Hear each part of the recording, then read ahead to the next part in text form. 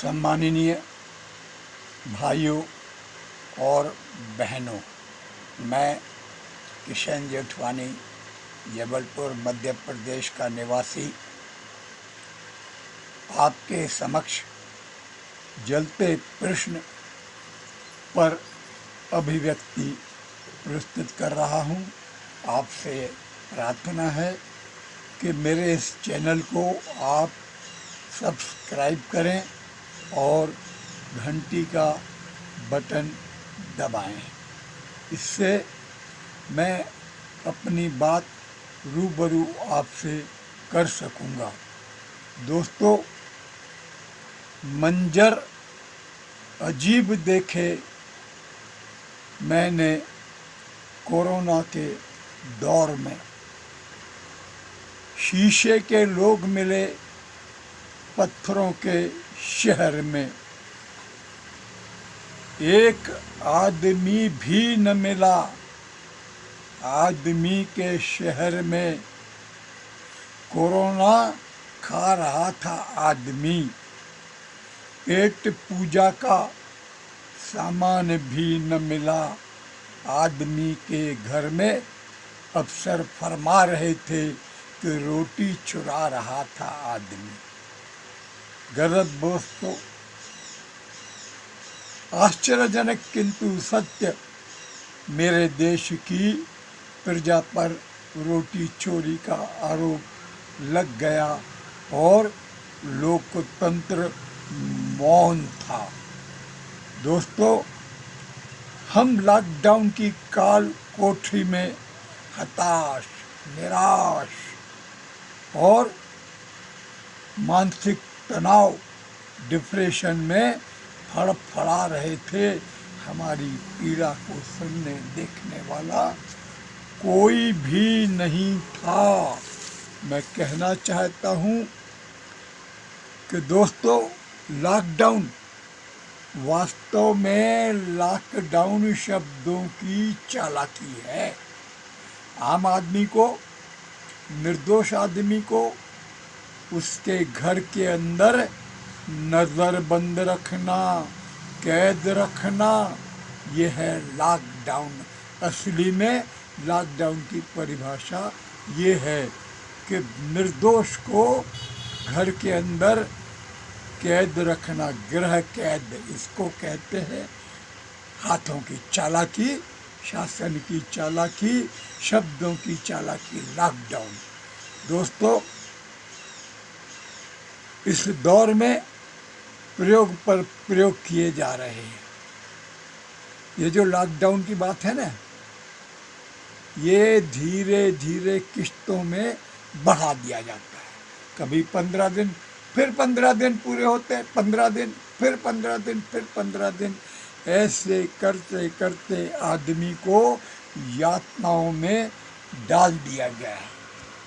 तो ये डंडा तंत्र शक्तिशाली है और सक्रिय भी है। काल चक्र अपनी गति से चल रहा है। प्रशासन के आदेश है।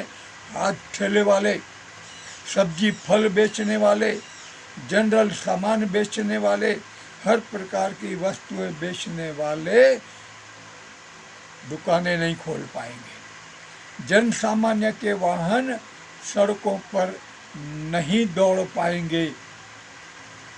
आश्चर्यजनक किंतु सत्य, ये लॉकडाउन का कहर केवल मध्यम श्रेणी के गरीब व्यापारियों पर, आम नागरिकों पर बरताया जाता है। अधिकारियों को कोई असर नहीं पड़ता। मैं पहले भी कह चुका हूँ, फेसबुक पे भी कह चुका हूँ कि सरकारी अफसरों के बंगलों पर, नेताओं के सरकारी बंगलों पर, मंत्रियों के सरकारी बंगलों के अंदर बड़े बड़े मैदान हैं, बाग बगीचे हैं, हरी हरी घास है और लॉन है, लॉन। उसमें आराम कुर्सियों पर झूलते हुए बैठते हैं।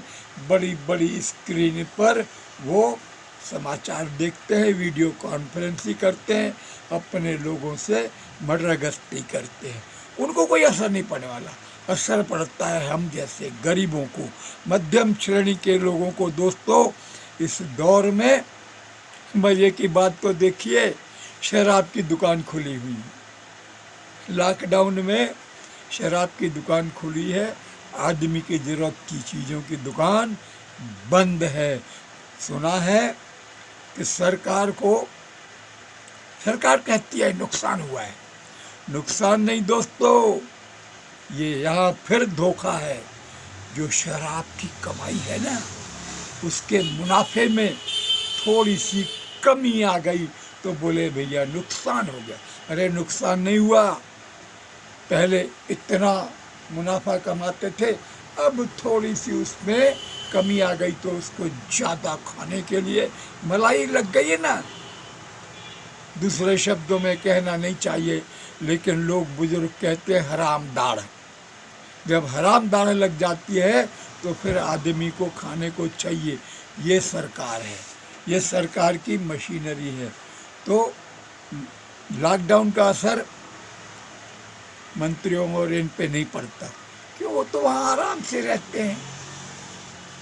दोस्तों, मैं कहना चाहता हूँ कि जब कोरोना का कहर बरसा तो हमारे कुछ भारतवासी, हमारे अपने भाई, हमारे बंधु विदेशों में थे। सरकार ने उनको अपने वतन में लाने के लिए, अपने देश में लाने के लिए विमान भेजे। स्वागत है, अभिनंदन है, अच्छा कदम है।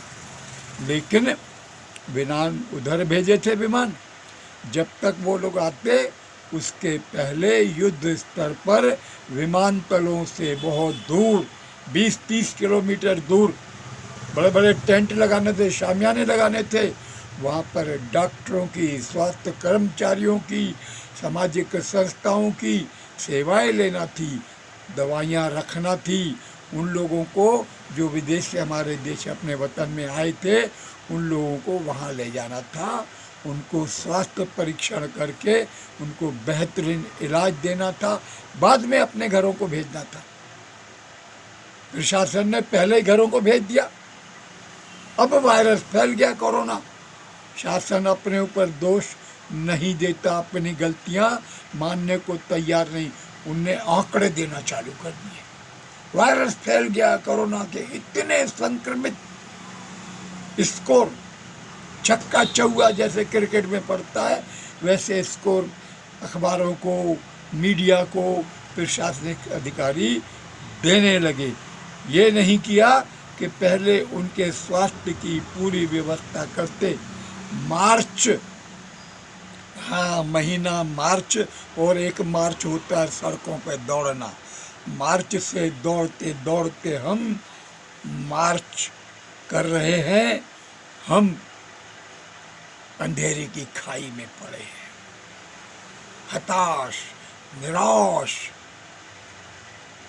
हमारी पीड़ा सुनने के लिए कोई जनप्रतिनिधि नहीं, जनप्रतिनिधि लापता है, धंधेबाज नेता सक्रिय हैं। दोस्तों, मैं कहना चाहता हूँ कि हम खून के आंसू रो रहे हैं। सरकार ने अनेक प्रकार के प्रयोग किए, लॉकडाउन में छूट, सम विषम दुकानें खुलेंगी, प्रयोग फेल हो गए। फिर सरकार ने घोषणा कर दी, प्रशासन ने आदेश जारी कर दिए कि अब इतने बजे तक दुकानें खोलेंगी। फिर उसमें परिवर्तन कर दिया, जो मन में आता है वो करते हैं। अरे जबलपुर में, मध्य प्रदेश के जबलपुर में एक मार्केट गोरखपुर क्षेत्र का बुधवार को बंद होता था, सदर का, कैंट का, रांझी का सोमवार को बंद होता था, और शहर के जो बड़े बाजार है, शहर का जो मुख्य बाजार है, वो मंगलवार को बंद होता। आपने सब कर दिया संडे, संडे के अंडे खाओ। अब संडे को सरकारी कार्यालय बंद होते हैं, प्रशासनिक कार्यालय बंद होते हैं, पब्लिक खरीदने कहाँ जाएगी भैया, माल कहाँ मिलेगा, दुकान बंद है। होना ये चाहिए कि ये लॉकडाउन, ये प्रतिबंध, ये डंडा तंत्र ये शक्ति, ये दबाना, ये टेरर क्रिएट करना, ये बंद किया जाए। व्यापारियों को खुली छूट दी जाए। जब दुकान मर्जी हो तब खोलिए, जब मर्जी हो तब बंद करिए। कोई भी बाज़ार किसी दिन भी बंद नहीं रहेगा। इससे ग्राहक, महिलाएं, बच्चे, बुजुर्ग निडर होके, निर्भय होके, भय मुक्त होकर बाज़ार में जाएंगे, बाज़ार में माल खरीदेंगे, सामान खरीदेंगे, बिक्री होगी। बिक्री होगी तो सरकार को टैक्स मिलेगा। आज तो हालात ये है कि व्यापारी अपनी पूंजी खा गया है, उसको कोई व्यापार में सहयोग करने वाला नहीं है। बैंकों की बात करें, भले अखबारों में, कागजों में कह दो आप कि बैंक से कर्ज नहीं लिया जाएगा, आपका किस्तें कम कर दी जाएगी। अरे यहाँ लठ मार के कहते हैं कर्ज जो लिया है उसकी किस्त तो देना पड़ेगी, और किस्त के साथ ब्याज भी देना पड़ेगा, और ब्याज की किस्त के ऊपर भी चक्रवर्ती ब्याज देना पड़ेगा। बिजली कंपनियाँ, आपने कहा था बिजली वाले बिल सीमित भेजेंगे, 5-5, 4-4 हज़ार के बिल भेज रहे हैं। अरे कहाँ से लाए रुपया? एक तरफ आपका ये कहर, दूसरा लोकतंत्र में प्रजा के ऊपर आरोप कि रोटी चोर है देश की जनता। जबरा मारे रोने न दे। इस दौर से, इस पीड़ा से, इस डिप्रेशन से, इस तनाव से जनता को बाहर निकालिए। हाथ जोड़ के प्रार्थना है। मैं किशन जेठवानी प्रशासन से, शासन से हाथ जोड़ के नमन करते हुए प्रार्थना करता हूँ कि इस दौर से बाहर निकालिए, अच्छा वातावरण बनाइए, बाज़ारों को खुलने दीजिए, ये मनहूसी बंद करवाइए। देखिए तो आप हैं, जैसा लगता है कि जैसे मुर्दों के क्षेत्र में पड़े हैं लोग। इसको शमशान भूमि मत बनाइए। लोगों को स्वास्थ्य परीक्षा, अखबारों में कहते हैं साहब घर घर डोर टू डोर चेकिंग होगी, ट्रेसिंग होगी, है? कोई नहीं आया, आज तक कोई देखने नहीं आया। न थर्मल स्कैनर और न ही कोई दवाओं का छिड़काव। यदा कदा दवाओं का छिड़काव आते हैं तो कहाँ, डिस्पेंसरियों में करके चले जाते हैं। आम क्षेत्र में कोई दवाइयों का छिड़काव नहीं हो रहा है। ये फर्जी बातें, ये कागजी बातें, ये कागज के आंकड़े, ये लोगों को गुमराह करने के आंकड़े बंद होना चाहिए। प्रैक्टिकल में काम होना चाहिए। जनता को समस्याओं से राहत मिलना चाहिए। कोरोना खत्म होना चाहिए। कोरोना खत्म तब होगा जब दवाइयाँ देंगे, जब इलाज करेंगे, जब डॉक्टरों की सेवाएं लेंगे। अरे आप तो डॉक्टरों को भी गाली देने लगे, झोला छाप डॉक्टर। अरे क्यों दिया था लाइसेंस आपने? क्यों दी थी क्लिनिक खोलने की अनुमति? ये जबरा मारे रोने दर की स्थितियां बंद होना चाहिए। यही मेरी प्रार्थना है। खुली छूट मिलना चाहिए। व्यापार करो, धंधा करो, पैसा कमाओ, व्यापार आगे उठाओ। आज छोटा सा दुकानदार अपने पैरों पे खड़े होकर व्यापार करना चाहता है, उसको उधार में बाजार से माल लेने जाना पड़ता है। सरकार कोई मदद नहीं करती।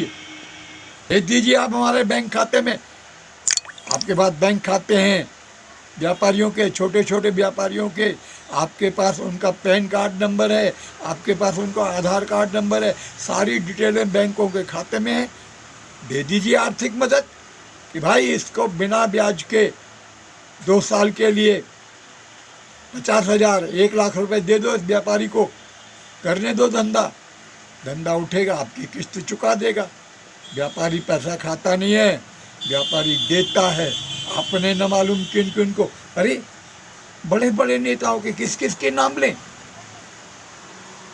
787 करोड़ बैंक का लोन, 787 करोड़ दे दिया आपने।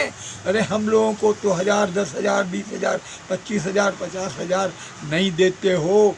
ये क्या है? ये लोकतंत्र में इतना फर्क क्यों है? ये नकली लोकतंत्र बंद करिए, असली लोकतंत्र को लाइए। इन्हीं शब्दों के साथ मैं आदरणीय माताओं बहनों को ये भी निवेदन करना चाहता हूँ कि आप हमारे इस चैनल में पार्टिसिपेट करिए, हिस्सा लीजिए। इसके पहले मैं फेसबुक पे आता था, मेरे दोस्तों ने, आपने मुझसे कहा कि यूट्यूब पे आइए। यूट्यूब पे दीजिए ताकि व्यापक इसका अभिव्यक्ति व्यापक होगी, तो व्यापक अभिव्यक्ति को आप लोग अपने इस चैनल को जोड़ लीजिए, सब्सक्राइब कीजिए और घंटी का बटन दबाइए ताकि अभिव्यक्ति आप तक पहुंचेगी। इस अभिव्यक्ति को बड़ी संख्या में लोग आगे बढ़ाएंगे। परिवर्तन की कुछ तो बयार आएगी। कोई तो पीर परवश हो चुकी है, अब तो पिघलनी चाहिए कोई गंगा, हमको ही निकालना चाहिए। आप निकालेंगे गंगा। इन्हीं शब्दों के साथ प्रणाम। भारत माता की जय। सत्यमेव जयते। वंदे मातरम। मैं किशन जेठवानी बारंबार आपको प्रणाम करते हुए आज के विषय पर अपनी बात को यहाँ विराम दे रहा हूँ।